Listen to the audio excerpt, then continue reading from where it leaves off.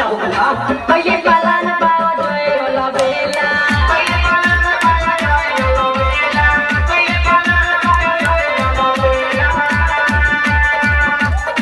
संगे में जाता रविंद्र रोकेला संगे में जाता रविंद्र रोकेला संगे में जाता रविंद्र रोकेला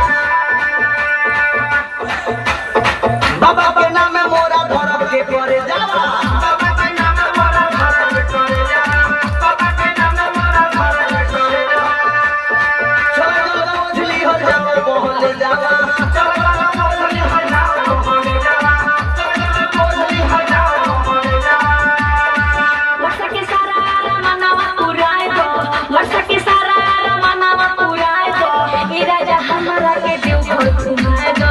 ए राजा हमरा के देव घर घुमाए दो